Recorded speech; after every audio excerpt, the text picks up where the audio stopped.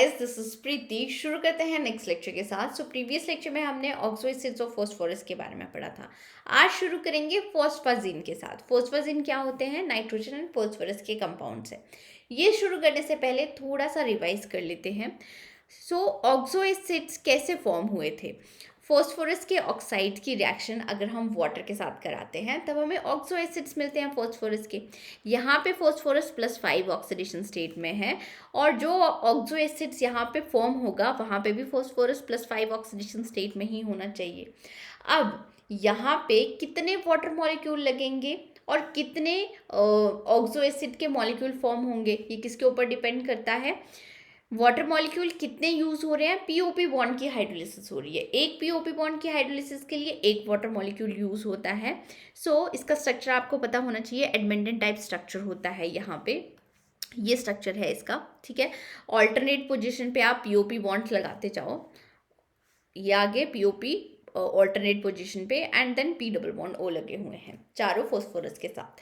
अब यहाँ पे पीओपी बॉन्ड कितने हैं? 6 पीओपी बॉन्ड है। 6 पीओपी बॉन्ड की हाइड्रोलिसिस के लिए 6 वाटर मॉलिक्यूल यूज होंगे और यहाँ पे 4 molecules of H3PO4 orthophosphoric acid के आपको मिल जाएंगे, ठीक है। अब डायरेक्टली आपके पास हमने ऑक्साइड ऑफ फॉस्फोरस में बता दिया था कि इसके 6 वाटर मॉलिक्यूल यूज होंगे और आपको इतने मॉलिक्यूल्स मिल जाएंगे। बट अगर आपको रिएक्शन में यहाँ पे सिर्फ 4 मॉलिक्यूल्स दिए हुए हैं वाटर के, तब आपको प्रोडक्ट क्या मिलेगा ये आपको पता होना चाहिए, ठीक है। तो मतलब अब हम स्टेप बाय स्टेप रिएक्शन को कंप्लीट करेंगे, मैकेनिज्म देखेंगे इन शॉर्ट रिएक्शन का, ठीक है। अगर आपको सबसे पहले 2 वाटर मॉलिक्यूल्स दिए हुए हैं, 2 वाटर के मॉलिक्यूल दिए हुए हैं और रिएक्शन हो रही है और आपसे पूछा जाए कि प्रोडक्ट क्या मिलेगा, तो सबसे पहले कौन से पीओपी बॉन्ड की हाइड्रोलिसिस होगी ये पता होना चाहिए आपको। यहाँ पे देखो, ये वाले जो अंदर वाले पीओपी बॉन्ड हैं, ऑब्वियसली बात है जहाँ पे स्टीरिक हिंड्रेंस ज़्यादा मिल रही है वही पीओपी बॉन्ड सबसे पहले हाइड्रोलाइज होंगे। ये अंदर वाले बॉन्ड जो हैं ये सबसे पहले हाइड्रोलाइज होंगे, ठीक है। यहाँ पे H आ जाएगा, यहाँ पे एक वाटर मॉलिक्यूल है, ये बॉन्ड यहाँ से ब्रेक हो जाएगा, ठीक है। लाइकवाइज यहाँ पे आपके पास H आ जाएगा और OH आ जाएगा, ये वाटर मॉलिक्यूल है और यहाँ से बॉन्ड ब्रेक हो जाएगा, ठीक है। ये 2 पीओपी बॉन्ड हाइड्रोलाइज हो गए। अब आपको यहाँ पे स्ट्रक्चर मिलेगा कुछ ऐसा। यहाँ पे 4 फॉस्फोरस है, वो तो वैसे ही रहेंगे। पीओपी बॉन्ड है ये वाले तो हाइड्रोलाइज नहीं हुए हैं क्योंकि वाटर के सिर्फ आपको 2 ही मॉलिक्यूल्स दिए हुए हैं। ये आ गया अब, ठीक है। और यहाँ पे इस फॉस्फोरस के साथ एक डबल बॉन्ड O लगा हुआ है। अब यहाँ पे देखो आप, जब बॉन्ड ये ब्रेक हो रहा है तो एक OH आ रहा है, ठीक है। दैट मीन्स यहाँ पे OH आएगा। लाइकवाइज इस फॉस्फोरस के साथ भी ये वाला बॉन्ड ब्रेक हो रहा है, यहाँ पे OH आ रहा है, तो यहाँ पे डबल बॉन्ड O तो पहले से ही है, एक OH आएगा। और यहाँ पे भी देखोगे आप तो एक OH आ जाएगा एंड डबल बॉन्ड O तो पहले से ही है। लाइकवाइज यहाँ पे भी डबल बॉन्ड O आएगा एंड एक OH आ जाएगा। तब अब आपको ये वाला प्रोडक्ट मिल गया अगर 2 मॉलिक्यूल्स दिए हुए हैं वाटर के। अब यहाँ पे आप देख सकते हो ये क्या है आपके पास, इसका अगर फॉर्मूला लिखना चाहें तो HPO3 का होल 4 है। HPO3 1 2 3 4 है यहाँ पे, मतलब N लिख सकते हो आप। N की वैल्यू यहाँ पे कितने यूनिट्स है? 4 यूनिट है, तो हमने 4 लिख दिया। मतलब ये आपके पास है टेट्रासाइक्लोमेटाफॉस्फोरिक एसिड, क्योंकि यहाँ पे देखो +5 ऑक्सीडेशन स्टेट में है फॉस्फोरस, तो फॉस्फोरिक एसिड होगा और साइक्लिक है तो मेटा है, तो टेट्रासाइक्लोमेटाफॉस्फोरिक एसिड इसका नाम आ गया आपके पास, ठीक है। अब फर्दर क्या होगा कि एक और वाटर मॉलिक्यूल दिया हुआ है, या आप डायरेक्टली बोल सकते हो कि P4O10 की रिएक्शन हो रही है, 3 वाटर मॉलिक्यूल्स दिए हुए हैं, तब आपको क्या प्रोडक्ट मिलेगा? तब यहाँ पे देखो, अब ये सारे बॉन्ड सिमेट्रिक से मिल रहे हैं, कहीं से भी कोई भी एक अगर हाइड्रोलाइज हो सकता है बॉन्ड। मान लो ये वाला बॉन्ड हाइड्रोलाइज हो गया वाटर के साथ, ठीक है, ये वाला बॉन्ड हाइड्रोलाइज हो गया। अब यहाँ पे आपको लीनियर स्ट्रक्चर मिलेगा, लीनियर मिलेगा, ठीक है। यहाँ पे 4 फॉस्फोरस है, हमने लिख दिए ये 1 2 3 एंड 4 फॉस्फोरस आ गया आपके पास।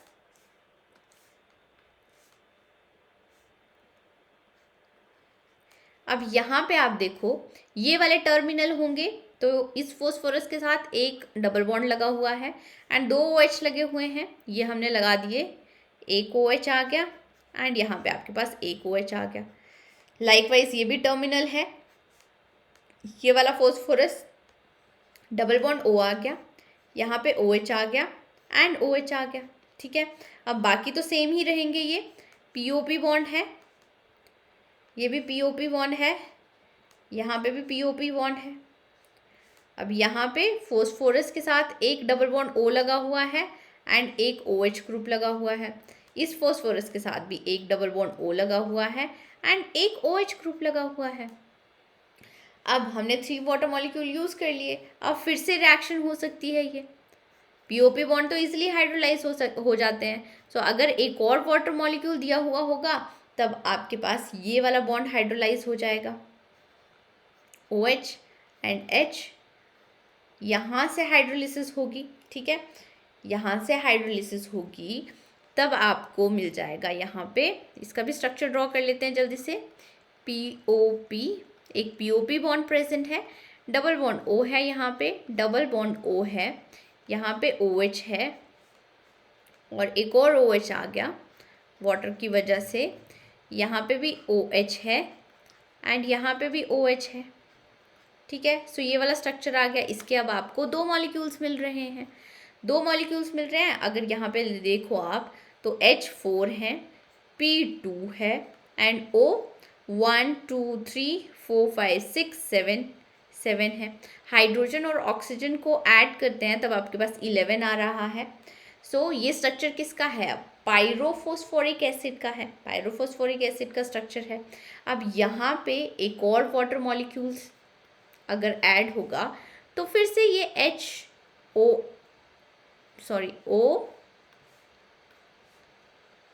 वाटर आ जाएगा यहाँ पे और हाइड्रोलिसिस होगी, यहाँ पे ये हाइड्रोलाइज हो गया बॉन्ड। 2 मॉलिक्यूल्स हैं पायरोफोस्फोरिक एसिड के, तो 2 वाटर मॉलिक्यूल यूज होंगे और आपको यहाँ पे मिल जाएंगे 4 molecule of H3PO4। Orthophosphoric acid structure तो आप यहाँ से देख ही सकते हो, यहाँ पे क्या आ जाएगा, P डबल बॉन्ड O, यहाँ पे OH आ गया, OH आ गया एंड OH आ गया, ऑर्थोफोस्फोरिक एसिड, ठीक है। सो टोटल कितने मॉलिक्यूल्स लगे हैं वाटर के? 6 वाटर मॉलिक्यूल्स लगे हैं। ऑर्थोफोस्फोरिक एसिड आपको एंड प्रोडक्ट मिला है। अब 1 बाय 1 कैसे कैसे POP बॉन्ड की हाइड्रोलिसिस होगी ये हमने देख लिया। सो फर्दर आपसे क्वेश्चन पूछा जा सकता है कि P4O10 की रिएक्शन हो रही है वाटर के साथ। अब यहाँ पे आपको देख सकते हो, आप यहाँ पे सिर्फ 4 मॉलिक्यूल्स दिए हुए हैं वाटर के, तब प्रोडक्ट क्या मिलेगा? सो यहाँ पे देख लो आप, 2 मॉलिक्यूल्स यहाँ पे यूज हुए, 2 3 एंड 4 मॉलिक्यूल्स यूज हुए हैं, तब आप यहाँ पे प्रोडक्ट मिल रहा है आपको H4 P2O7। सो यहाँ पे लिख लो, P आ गया, O आ गया, P आ गया, यहाँ पे डबल बॉन्ड O है, डबल बॉन्ड O है, OH आ जाएगा, OH आ जाएगा एंड यहाँ पे भी OH आ जाएगा, OH आ जाएगा। ये मॉलिक्यूल मिल गया हमें। अब उसके बाद देखो, अगर यहाँ पे हम ये डीऑक्सीजनेशन कराएं, इसकी क्या करा रहे हैं? डीऑक्सीजनेशन। अगर डीऑक्सीजनेशन कराएंगे तब आपको स्ट्रक्चर क्या मिल जाएगा? PP बॉन्ड मिल जाएगा, यहाँ पे PP बॉन्ड मिल गया, double bond O, double bond O,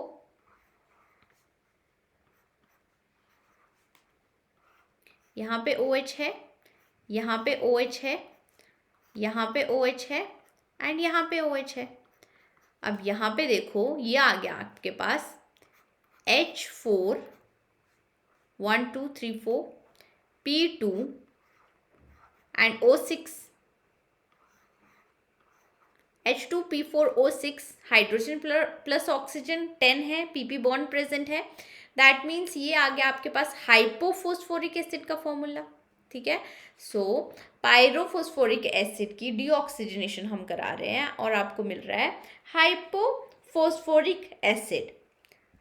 अब फर्दर इसकी रिएक्शन हम फिर से वाटर के साथ करा सकते हैं, या फिर आपको दिया हुआ होगा H4P2O6, इसकी रिएक्शन वाटर के साथ हो रही है, तो अब ये जो PP बॉन्ड है ये भी इजीली हाइड्रोलाइज हो सकते हैं।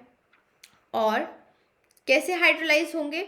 ऑक्सीजन आ जाएगा एंड H आ जाएगा, वाटर मॉलिक्यूल ऐसे ब्रेक हो जाएंगे, तब आपको यहाँ पे एक मिलेगा ऑर्थोफॉस्फोरस एसिड, OH आ गया, एंड यहाँ पे OH आ गया, एंड यहाँ पे हाइड्रोजन आ गया, और एक फॉस्फोरस के साथ आपको यहाँ पे मिलेगा 3OH ग्रुप, ऑर्थोफॉस्फोरिक एसिड। एक आ गया आपके पास ऑर्थोफॉस्फोरस एसिड H3PO3, एक आ गया ऑर्थोफॉस्फोरिक एसिड H3PO4। ठीक है, सो अगर आपको स्ट्रक्चर पता है, बेसिक पता है, तब अब आप कोई भी ऑक्सो एसिड की रिएक्शंस करा सकते हो, हाइड्रोलिसिस रिएक्शन करा सकते हो। इसके बाद अगर आपके पास ये दिया हुआ है H4P2O7 वाटर के साथ रिएक्शन हो रही है, सो ये तो हम ऑलरेडी यहाँ पे कर ही चुके हैं, H4P2O7 वाटर के साथ रिएक्शन हो रही है, तब आपको H3PO4 ऑर्थोफॉस्फोरिक एसिड मिलते हैं। स्ट्रक्चर ड्रॉ कर लो। ठीक है, स्ट्रक्चर ड्रॉ करने के बाद आप रिएक्शन बहुत ईजिली कर सकते हो। उसके बाद नेक्स्ट अब आपके पास दिया हुआ है H6P3, यहाँ पे P3 है, O9 है। ठीक है, मतलब या तो ये लीनियर फॉर्म होगी या साइक्लिक फॉर्म होगी। अब आपको लीनियर स्ट्रक्चर भी ड्रॉ करके देख लेना है, साइक्लिक स्ट्रक्चर भी ड्रॉ करके देख लेना है, कौन सा स्ट्रक्चर फिट बैठता है, तो उसके बाद आप हाइड्रोलिसिस कराओगे। ठीक है, ये आप खुद कर सकते हो। फिर उसके बाद H3P3O9 है, अब यहाँ पे H6 है, P3 है, O9 है, तो अब आप यहाँ पे देख सकते हो, मैंने लीनियर और साइक्लिक में डिफ्रेंशिएट आपको अच्छे से कराया था कि जहाँ पे हाइड्रोजन ज़्यादा होंगे दैट मीन्स वो लीनियर स्ट्रक्चर होगा, और यहाँ पे हाइड्रोजन कम है तो ये साइक्लिक स्ट्रक्चर होगा। सो स्ट्रक्चर ड्रॉ करके देखते हैं। यहाँ पे फॉस्फोरस फॉस्फोरस फॉस्फोरस, 3 फॉस्फोरस दिए हुए हैं। अगर साइक्लिक स्ट्रक्चर है 3POP बॉन्ड्स होंगे, ये हमने ड्रॉ कर दिए। एक डबल बॉन्ड O प्रेजेंट होगा, डबल बॉन्ड O प्रेजेंट होगा, डबल बॉन्ड O प्रेजेंट है। अब यहाँ पे 6 ऑक्सीजन यूज हो गए एंड 3 ऑक्सीजन और बचे हैं, तो यहाँ पे एक OH होगा, यहाँ पे एक और OH होगा, एंड यहाँ पे एक और OH होगा, क्योंकि हाइड्रोजन 3 थे, ऑक्सीजन 3 बचे हुए थे। तो ये आपके पास स्ट्रक्चर आ गया। अब इसकी हाइड्रोलिसिस हो रही है। सो हाइड्रोलिसिस में क्या होगा कि कहीं से भी आप HOH ये वाला बॉन्ड ब्रेक कर दो और आपको लीनियर चेन मिल जाएगी। यहाँ पे स्ट्रक्चर कैसा मिलेगा, P डबल बॉन्ड O। अब ये टर्मिनल है, सो यहाँ पे OH आ गया, एक OH ऑलरेडी लगा हुआ है, एंड एक OH वाटर की वजह से आ गया। यहाँ पे एक POP बॉन्ड आ गया। अब इस फॉस्फोरस के साथ डबल बॉन्ड O लगा हुआ है एंड एक OH लगा हुआ है, एक और POP बॉन्ड है, 3POP बॉन्ड, और ये टर्मिनल वाला फॉस्फोरस आ गया, ये वाला मान के चलो। सो इस फॉस्फोरस के साथ 2 OH लगे हुए हैं, 2 OH एंड एक डबल बॉन्ड O लगा, वो हमने लगा दिया। ये आपको लीनियर स्ट्रक्चर मिल गया। ठीक है, सो हाइड्रोलिसिस आप बहुत इजीली कर सकते हो। नेक्स्ट P2Cl4 की रिएक्शन हो रही है वाटर के साथ। सो यहाँ पे आपको 4 मॉलिक्यूल्स दिए हुए होंगे वाटर के। सबसे पहले इसका स्ट्रक्चर देखो, PP बॉन्ड होगा एंड 2 Cl इसके इस फॉस्फोरस के साथ लगे हुए होंगे एंड 2 इसके साथ। ठीक है, अब यहाँ पे 4 वाटर मॉलिक्यूल्स दिए हुए हैं, तो यहाँ पे सब्स्टिट्यूशन होगी, OH ग्रुप क्लोरीन को सब्स्टिट्यूट कर देंगे और आपको यहाँ पे कुछ ऐसा मिल जाएगा molecule POH OH P OH and OH। अब ये मॉलिक्यूल, ये जो स्ट्रक्चर है ये स्टेबल नहीं है, इसकी डिफरेंट फॉर्म स्टेबल होती है। यहाँ पे डबल बॉन्ड O आ जाएगा, यहाँ पे OH आ जाएगा एंड हाइड्रोजन आ जाएगा। ठीक है, ये वाला बॉन्ड यहाँ पे शिफ्ट हो गया, हाइड्रोजन इसके साथ आ गया एंड यहाँ पे P double bond O OH and H, ये वाला स्टेबल मॉलिक्यूल आपको मिल जाएगा। ठीक है, नेक्स्ट POCl3 की रिएक्शन हो रही है वाटर के साथ। सो यहाँ पे भी आपको क्या मॉलिक्यूल मिलेगा, आप यहाँ पे ये देख सकते हो आप +5 ऑक्सीडेशन स्टेट में है, हाइड्रोलिसिस होगी तब आपको H3PO4 मिल जाएगा। ठीक है, सो ये हमने रिवाइज कर लिया। अब हम शुरू करते हैं अपने टॉपिक के साथ। सो फोस्फाजिन, इनको फोस्फोनाइट्रिलिक क्लोराइड्स भी बोला जाता है। ठीक है, ये बात आप याद रखना। नाइट्रोजन एंड फोस्फोरस के कंपाउंड्स हैं। नाइट्रोजन +3 ऑक्सीडेशन स्टेट में प्रेजेंट होगा एंड फोस्फोरस +5 ऑक्सीडेशन स्टेट में।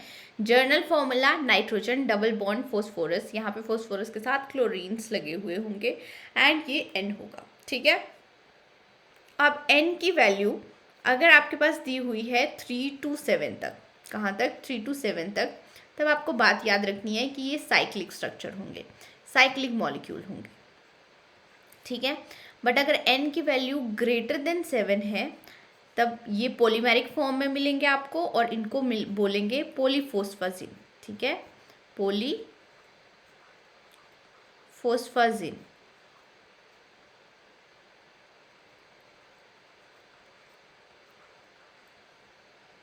अब इनके ऊपर क्वेश्चंस क्या पूछे जाते हैं? मेथड ऑफ प्रिपरेशन के ऊपर क्वेश्चन पूछे जाते हैं, रिएक्टिविटी स्ट्रक्चर्स के ऊपर, नॉमेनक्लेचर के ऊपर एंड एरोमेटिसिटी के ऊपर एंड आइसोमर्स के ऊपर क्वेश्चंस पूछे जाते हैं। वन बाय वन इनको डिटेल में पढ़ेंगे। सबसे पहले प्रिपरेशन के साथ शुरू करते हैं।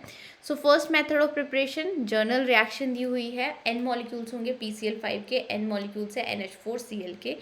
क्लोरिनेटिंग सॉल्वेंट प्रेजेंट है, C6H5Cl हो सकता है या फिर CH2Cl2 हो सकता है। टेम्परेचर की कंडीशन दी हुई है 130 डिग्री सेल्सियस। ठीक है, सो यहाँ पे आपको मिलेगा नाइट्रोजन डबल बॉन्ड फोस्फोरस, यहाँ पे क्लोरीन लगा हुआ है, फोस्फोरस के साथ क्लोरीन लगे हुए होंगे, ये बात आपको याद रखनी है।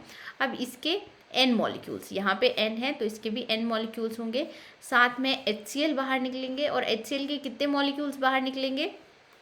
HCl के मॉलिक्यूल्स 3 into N मॉलिक्यूल्स आपको बाहर मिलेंगे।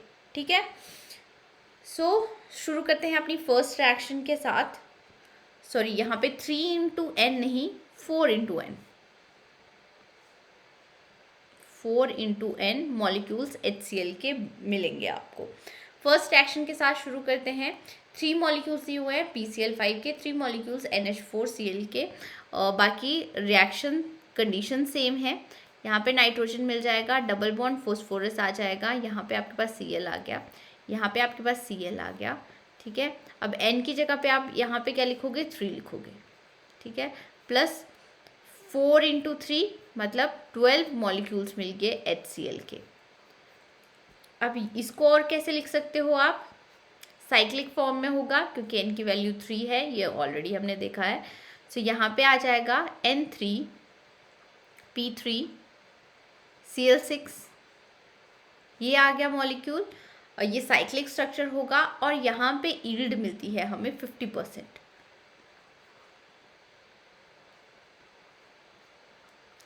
नेक्स्ट रिएक्शन, N की वैल्यू 4 दी हुई है, सेम आप देखोगे N डबल बॉन्ड P, यहाँ पे Cl मिल जाएगा, यहाँ पे Cl, और अब वैल्यू N की 4 पुट कर दोगे।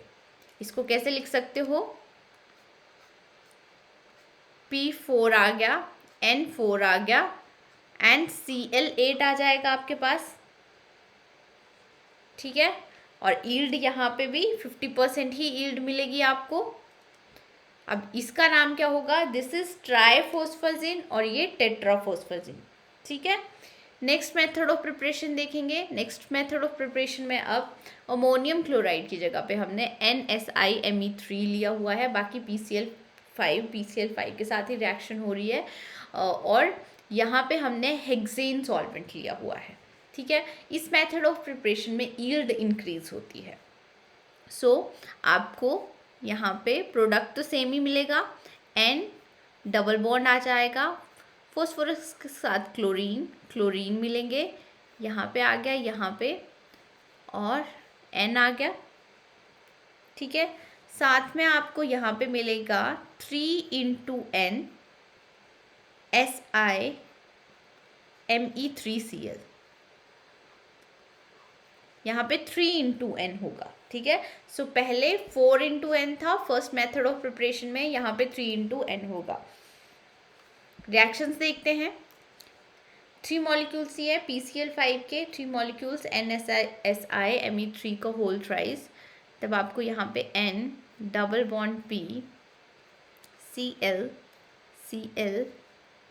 यहाँ पे 3 आ जाएगा, ट्राई फोस्फेजिन मिलेगा, यहाँ पे 3 आ गया, प्लस 3 इंटू N की वैल्यू अब 3 है, 9 मॉलिक्यूल्स SiMe3 के मिलेंगे, SiMe3Cl के मिलेंगे, और ये आ गया आपके पास P3N3Cl6 साइक्लिक स्ट्रक्चर होगा। अब यहाँ पे यील्ड 20% बढ़ जाती है, मतलब 70% यील्ड मिलेगी।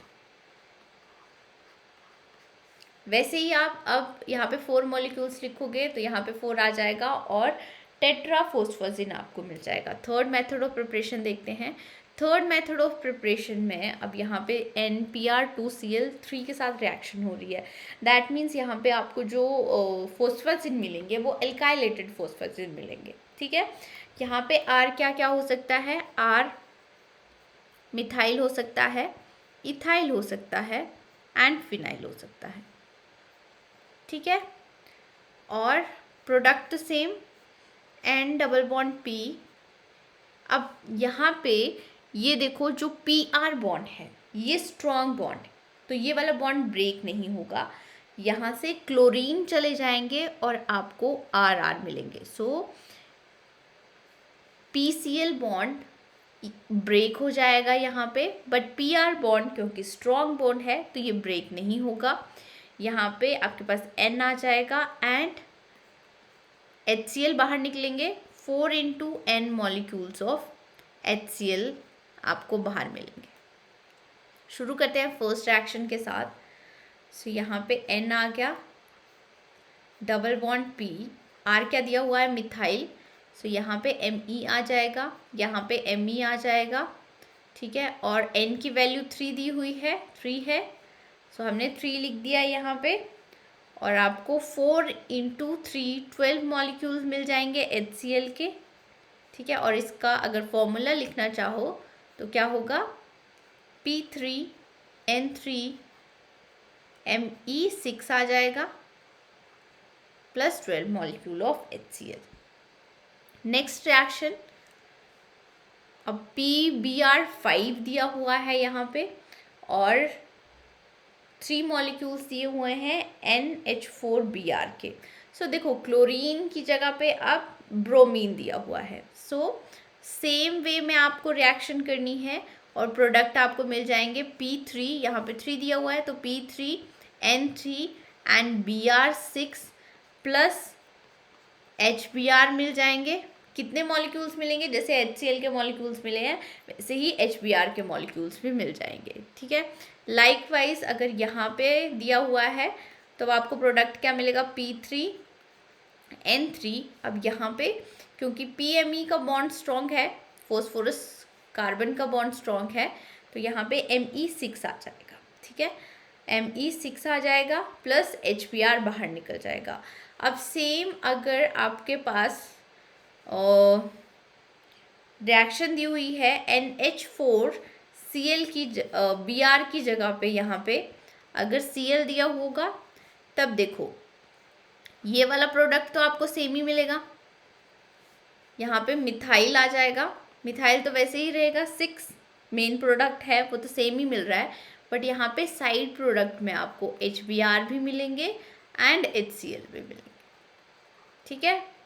उसके बाद अगर हम PF5 की रिएक्शन NH4Cl के साथ या NH4Br के साथ कराना चाहें तो ये रिएक्शन पॉसिबल नहीं है, ये कंपाउंड ज़्यादा स्टेबल कंपाउंड होता है, सो इसीलिए ये रिएक्शन नहीं देता।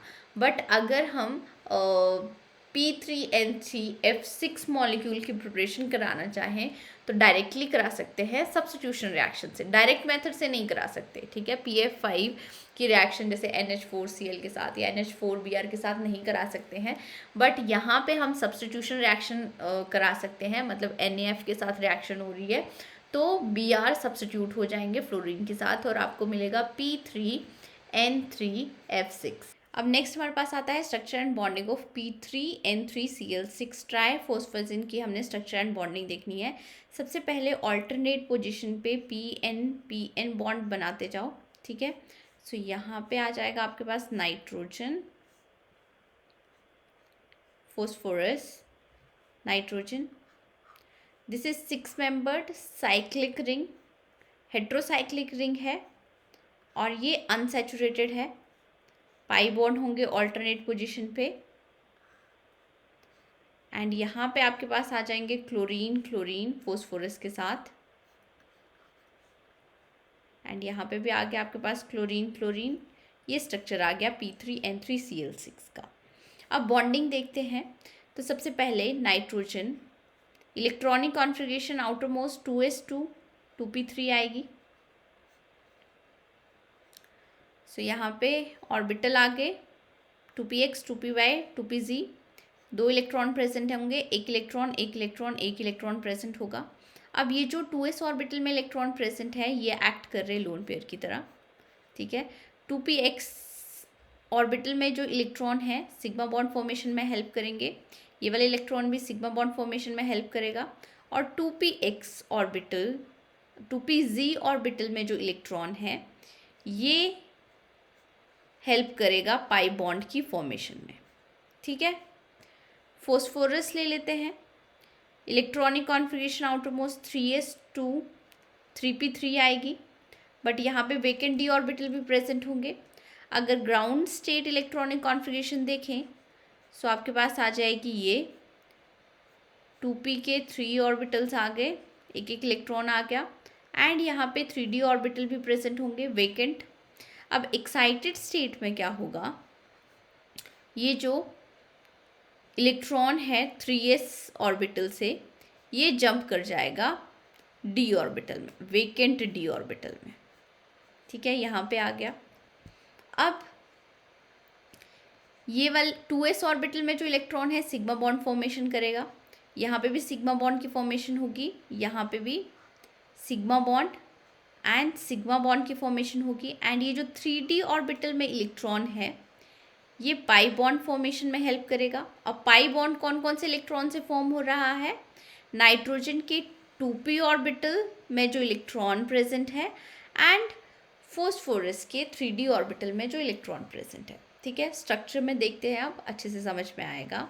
सो यहाँ पे देखो नाइट्रोजन एक लोन पेयर प्रेजेंट है इसके पास, ये हमने लोन पेयर 2s ऑर्बिटल में जो इलेक्ट्रॉन प्रेजेंट है, 2 सिग्मा बॉन्ड फॉर्मेशन हो रही है ये एंड 3rd पाई बॉन्ड की फॉर्मेशन कर रहा है। फॉस्फोरस में भी 4 सिग्मा बॉन्ड है एंड एक पाई बॉन्ड है। अब ये पाई बॉन्ड की फॉर्मेशन में कौन कौन से ऑर्बिटल इन्वॉल्व हो रहे हैं, 2pz एंड 3d ऑर्बिटल के इलेक्ट्रॉन्स इन्वॉल्व हो रहे हैं।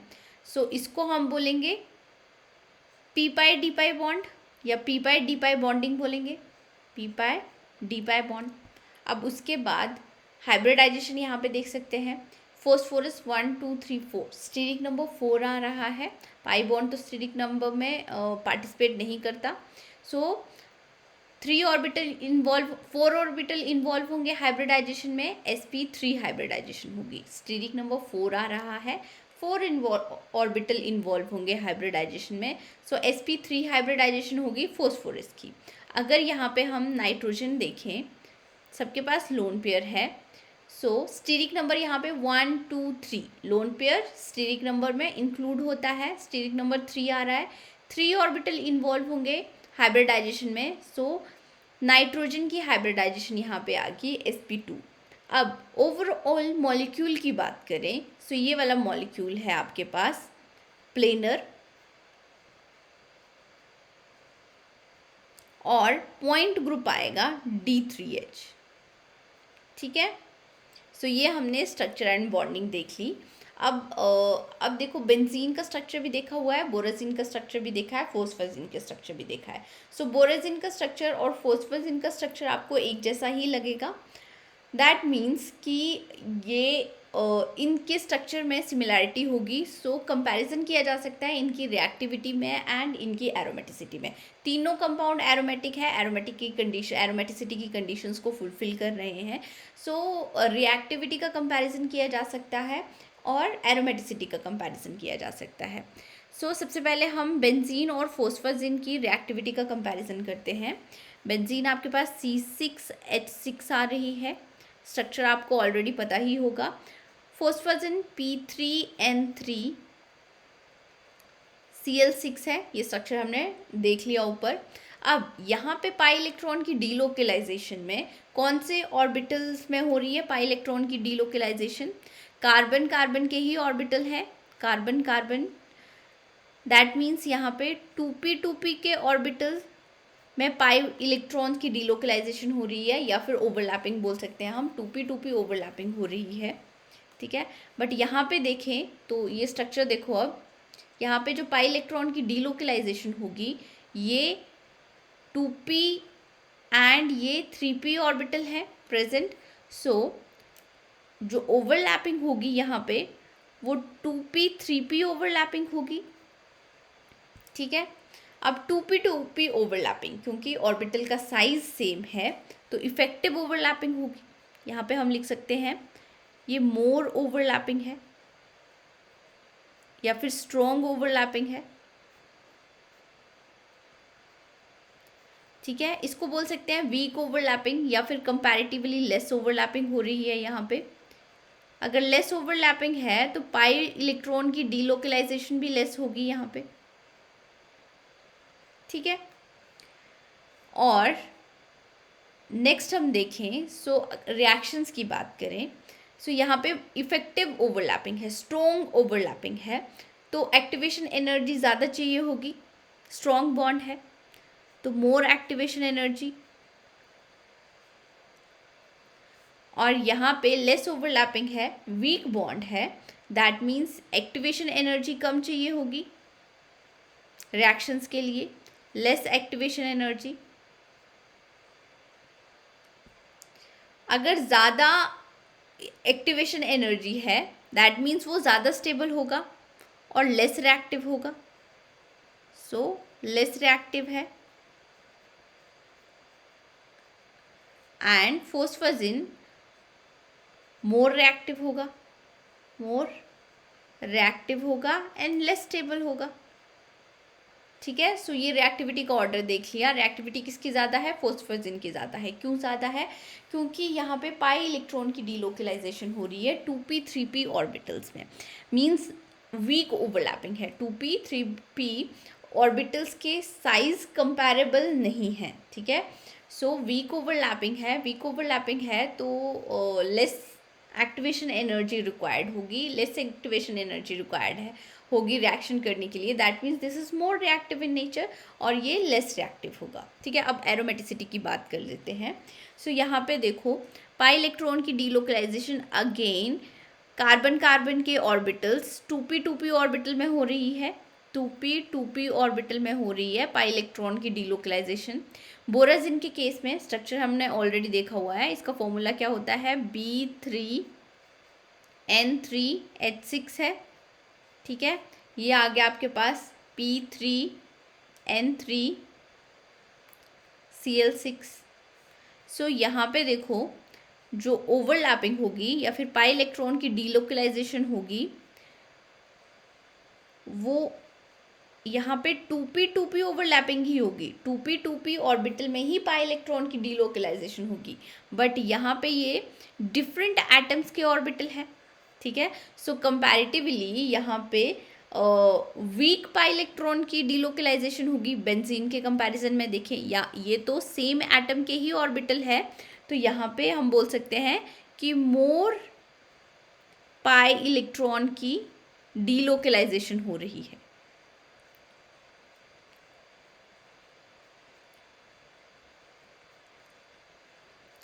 बट यहाँ पे वीक होगी इसके कंपैरिजन में, वीक पाई इलेक्ट्रॉन डीलोकलाइजेशन।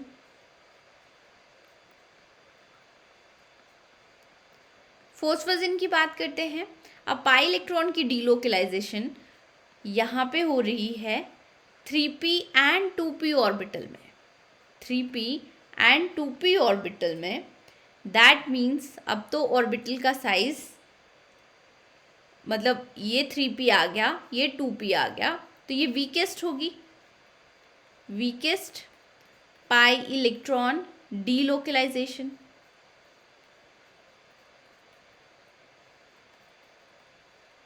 सो एरोमेटिसिटी कैसे देखते हैं, बाकी सारी कंडीशंस तो ये तीनों ऑर्बिटल्स फुलफिल कर रहे हैं, बस हम देखेंगे ओवरलैपिंग वाला कॉन्सेप्ट। तो ओवरलैपिंग सबसे ज़्यादा बेंजीन के केस में हो रही है, पाई इलेक्ट्रॉन की डीलोकलाइजेशन सबसे ज़्यादा बेंजीन के केस में हो रही है।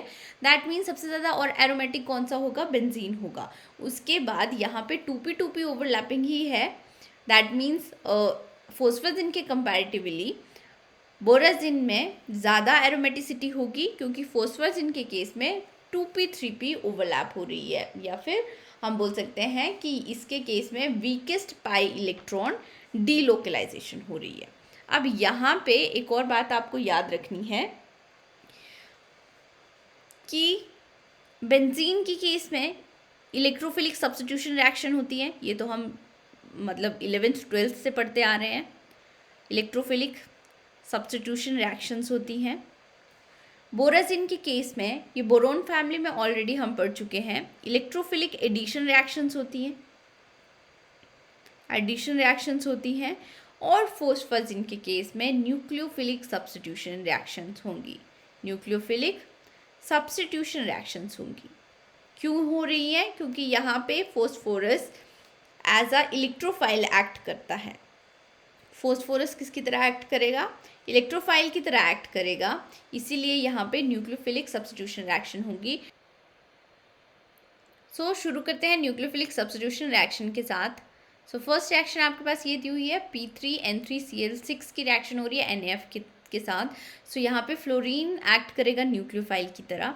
सो यहाँ पे सबसे पहले आपके पास क्या आ जाएगा, एक क्लोरीन को सब्स्टिट्यूट कर देगा फ्लोरीन, P3N3Cl5 आ जाएगा, एंड यहाँ पे फ्लोरीन आ जाएगा। अब बेसिकली यहाँ पे क्वेश्चन पूछे जाते हैं P31 NMR स्पेक्ट्रम के ऊपर। सो आपको स्ट्रक्चर कैसे ड्रॉ होगा ये आना चाहिए। सो P3N3Cl6 का स्ट्रक्चर तो ऐसे आ गया। अब एक फ्लोरीन यहाँ पे किसी भी फोस्फोरस किसी भी क्लोरीन को सब्स्टिट्यूट कर सकती है। हमने माना कि ये वाला फ्लोरीन ये वाले क्लोरीन को सब्स्टिट्यूट कर रही है फ्लोरीन। सो स्ट्रक्चर कुछ ऐसा आ जाएगा P3N3Cl5F का। अब अगर आपके पास एक और NaF मॉलिक्यूल दिया हुआ है, सो यहाँ पे फ्लोरीन फिर से न्यूक्लियोफाइल की तरह एक्ट करेगा। अब फ्लोरीन यहाँ पे क्वेश्चन ये आता है कि फ्लोरीन कहाँ पे अटैक करेगा, इस फोस्फोरस के ऊपर, इस फोस्फोरस के ऊपर, या इस फोस्फोरस के ऊपर, कौन से फोस्फोरस के ऊपर अटैक करेगा। ठीक है, सो फ्लोरीन एज अ न्यूक्लियोफाइल देखेगा कि कौन सबसे ज़्यादा इलेक्ट्रोफिलिक सेंटर है। ठीक है, यहाँ पे अगर हम देखें, सो फ्लोरीन मोर इलेक्ट्रोनेगेटिव है, मोर इलेक्ट्रोनेगेटिव है, तो ये इलेक्ट्रॉन को अपनी तरफ ज़्यादा खींचेगा। अगर ये इलेक्ट्रॉन को अपनी तरफ ज़्यादा खींचेगा एज़ कम्पेयर टू क्लोरीन, तो यहाँ पे इलेक्ट्रॉन की डेफिशिएंसी हो जाएगी, मीन्स यहाँ पे इलेक्ट्रॉन की डेंसिटी कम होगी। तो ये मोर इलेक्ट्रोफिलिक सेंटर आ गया, मोर इलेक्ट्रोफिलिक सेंटर आ गया एज़ कम्पेयर टू दिस। अगर यहाँ पे फ्लोरीन लगा हुआ है, अगर ये मोर इलेक्ट्रोफिलिक सेंटर है, तो न्यूक्लियोफाइल इसी फोस्फोरस के ऊपर अटैक करेगा, मतलब इसी फोस्फोरस का जो क्लोरीन है वो सब्स्टिट्यूट होगा फ्लोरीन से, और आपके पास स्ट्रक्चर कुछ ऐसा आ जाएगा, N फोस्फोरस N, यहाँ पे फोस्फोरस आ गया, N आ गया, सिंगल बॉन्ड, डबल बॉन्ड, यहाँ पे देखो ये वाला क्लोरीन ही सब्स्टिट्यूट होगा। ठीक है, और NaCl बाहर निकल जाएगा। सो बाकी ये दो क्लोरीन वैसे ही रहेंगे, और यहाँ पे भी ये क्लोरीन वैसे ही रहेंगे। ठीक है, सो अब यहाँ पे आप एक पॉइंट ऐड कर सकते हो कि अगर कोई न्यूक्लियोफाइल, जो आपके पास न्यूक्लियोफाइल है, वो इलेक्ट्रॉन विड्रॉइंग ग्रुप है, इलेक्ट्रॉन विड्रॉइंग ग्रुप है, so both nucleophile will attack on same phosphorus. ठीक है, both nucleophile will attack on same phosphorus. अब नेक्स्ट रिएक्शन हमारे पास आ रही है P3N3Cl6 सेम मॉलिक्यूल. अब इसकी रिएक्शन करा रहे हैं हम HNMe3 के साथ, Me2 के साथ. इसके पास लोन पेयर है तो ये न्यूक्लियोफाइल की तरह एक्ट करेगा. और ये आपके पास स्ट्रक्चर दिया हुआ है. सबसे पहले यहाँ पे क्या आ जाएगा आपके पास, HCl बाहर निकल जाएगा और NMe का ट्वाइस यहाँ पे आ जाएगा. ठीक है, अब आपके पास एक और मॉलिक्यूल दिया हुआ हो अमाइन का ट्वाइस. अब क्वेश्चन ये आता है कि ये कौन से फोस्फोरस के ऊपर अटैक करेगा. अब this is electron donating group. ये क्या है, इलेक्ट्रॉन डोनेटिंग ग्रुप है. अगर ये इलेक्ट्रॉन डोनेटिंग ग्रुप है तो ये फोस्फोरस की जो इलेक्ट्रोफिलिसिटी है उसको डिक्रीज कर रहा है. अब यहाँ पे कंपैरिजन तो हमने इसी का देखना है ना. देखो यहाँ पे एक क्लोरीन लगा हुआ है, इस फोस्फोरस के साथ भी एक क्लोरीन लगा हुआ है, यहाँ पे एक क्लोरीन लगा हुआ है, बट यहाँ पे अमाइन लगा हुआ है. अमाइन एक इलेक्ट्रॉन डोनेटिंग ग्रुप है. इलेक्ट्रॉन डोनेटिंग ग्रुप है तो ये इसके इलेक्ट्रोफिलिसिटी को डिक्रीज कर रहा है. इलेक्ट्रोफिलिसिटी को डिक्रीज कर रहा है एज कंपेयर टू दिस. तो ये अब मोर इलेक्ट्रोफिलिक सेंटर है, ये मोर इलेक्ट्रोफिलिक सेंटर है. इसीलिए जो न्यूक्लियोफाइल है अब इस फोस्फोरस के ऊपर अटैक करेगा या फिर इस फोस्फोरस के ऊपर अटैक करेगा. मतलब यहाँ पे ये वाला क्लोरीन रिप्लेस होगा, सब्स्टिट्यूट होगा. ठीक है, सो आपके पास स्ट्रक्चर कुछ ऐसा आ जाएगा. फोस्फोरस, नाइट्रोजन आ गया, फोस्फोरस आ गया, नाइट्रोजन आ गया, फोस्फोरस आ गया, नाइट्रोजन आ गया. सो ऑल्टरनेट पोजीशन पे डबल बॉन्ड लिखते. और यहाँ पे अब आपके पास एक क्लोरीन आएगा एंड NMe का ट्वाइस है. यहाँ पे अब क्लोरीन आएगा और NMe का ट्वाइस आएगा और यहाँ पे क्लोरीन आएगा और यहाँ पे फिर से क्लोरीन आएगा. अगर एक और मॉलिक्यूल दिया हुआ है अमाइन का तो अब फिर से जो अमाइन का अटैक होगा वो इस वाले या सब्स्टिट्यूट करेगा, इस क्लोरीन को सब्स्टिट्यूट करेगा, ये वाले क्लोरीन को सब्स्टिट्यूट नहीं करेगा. ठीक है, सो अब अगर आपके पास कोई जो न्यूक्लियोफाइल है, यहाँ पे क्या लिखना है, अगर न्यूक्लियोफाइल इलेक्ट्रॉन डोनेटिंग ग्रुप है तो अटैक होगा या फिर सब्स्टिट्यूशन होगी डिफरेंट फोस्फोरस पे. आप क्या बोल सकते हो, सब्स्टिट्यूशन होगी डिफरेंट फोस्फोरस पे. ठीक है,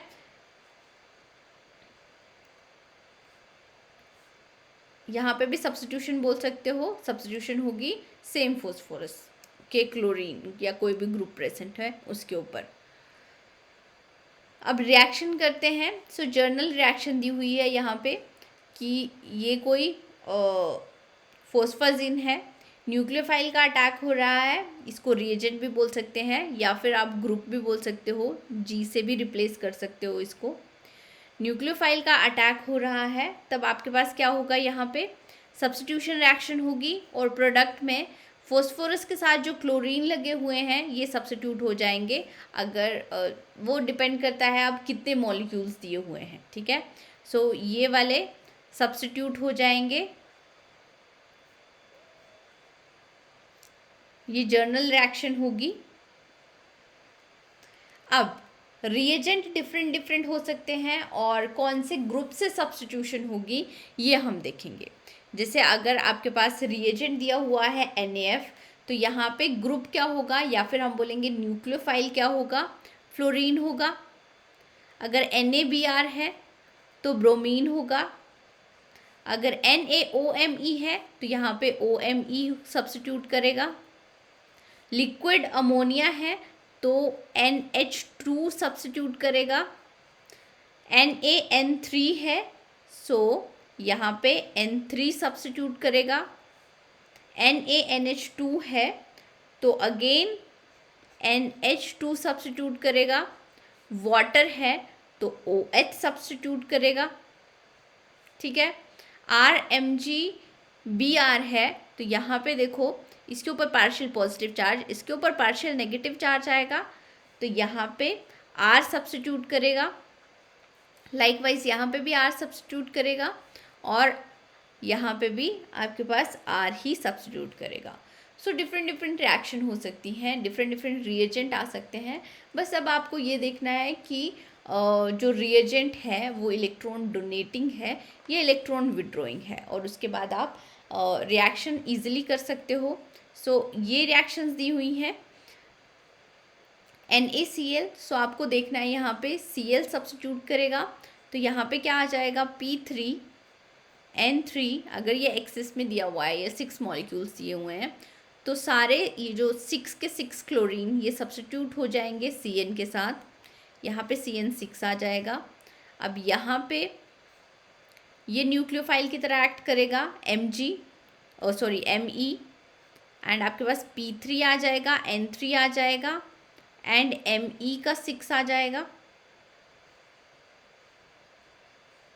ठीक है, यहाँ पे वाटर है तो OH सब्स्टिट्यूट कर देगा क्लोरीन को, सो आपके पास P3 आ जाएगा, N3 आ जाएगा, एंड OH6 आ जाएगा। ठीक है, सो अब कोई भी रिएक्शन दी जा सकती है, RLI के साथ रिएक्शन कराई जा सकती है, या फिर NaNH2 के साथ रिएक्शन कराई जा सकती है, बस आपको इन ग्रुप्स के साथ सब्स्टिट्यूट कराना है। Hybridization of phosphorus and nitrogen in P3N3Cl6। So ये हाइब्रिडाइजेशन हमने ऑलरेडी निकाली हुई है, ये sp3 हाइब्रिडाइज्ड होगा, एंड ये नाइट्रोजन जो है लोन पेयर के साथ sp2 हाइब्रिडाइज्ड होगा। अब इसके बाद यहाँ ये क्वेश्चन यहीं पे फिनिश नहीं होता, यहाँ पे आपके पास दिए हुए हैं वाटर, और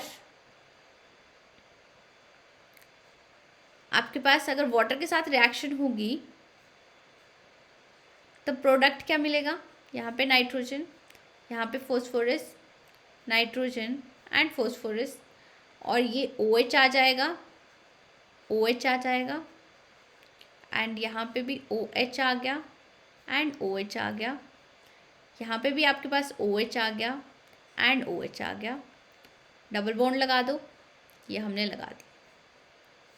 ठीक है, ये मॉलिक्यूल आ गया, बट ये वाला मॉलिक्यूल स्टेबल नहीं है, इसकी ये वाली फॉर्म स्टेबल नहीं है। यहाँ पे क्या होगा,